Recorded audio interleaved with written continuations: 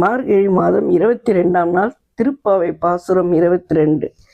கடைக்கண்ணால் நோக்குவாய் கண்ணா. அங்கண்ணுமாய் நாணத்தரசர் அபிமன்ன பங்கமாய் வந்து நின்ற பள்ளிக்கட்டிற்கீழே சங்கம் இருப்பார் போல் வந்து தலை பொழுதோம் கிண்கிணியாட வாய் செய்த தாமரை பூ போல செங்கண்ண சிறு சிறிதே எம்மேலே விழுவாயோ. திங்களும் ஆதித்யனும் எழுந்தாற்போல் அங்கம் இரண்டு கொண்டு எங்கள் மேல் நோக்கியதால் எங்கள் மேல் சாபம் எழுந்தாலோ ரெம்பவாய். இந்த பாசுரம் ஆண்டாள் இயற்றிய திருப்பாவையின் மிக உள்ளார்ந்த பக்தி நிறைந்த பாடல்கள் ஒன்று. இதில் கண்ணனிடம் கருணை பார்வை வேண்டி மிகுந்த பணிவோடு அடியார்கள் வேண்டுகிறார்கள். எங்கள் மீது நீ கருணையோடு ஒரு பார்வை பார்த்தாலே எங்கள் எல்லா துன்பங்களும் பாவங்களும் நீங்கிவிடும்.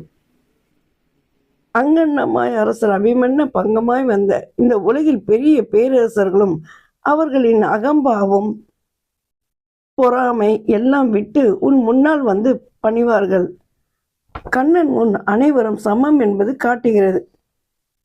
நீல் பள்ளிக்கட்டுக்கு சங்கம் இருப்பார் போல் வந்து தலை பொழுதும் அந்த அரசர்கள் போலவே நாங்களும் உன் பள்ளிக்கட்டின் அருகே வந்து உன் திருவடிகளை தனை வழங்கி நிற்கிறோம்.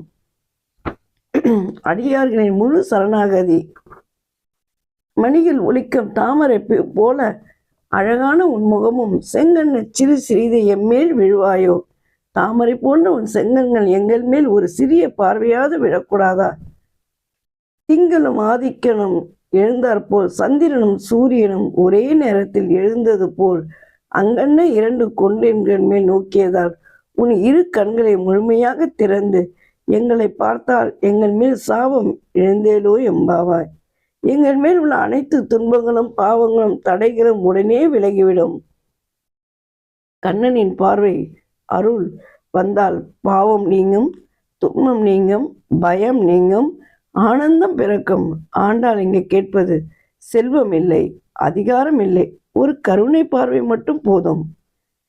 இந்த பாசுரம் நமக்கு சொல்லும் பாடம் இறைவனடியே பெரிய தவம் தேவையில்லை, உண்மையான பணிவு போதும்.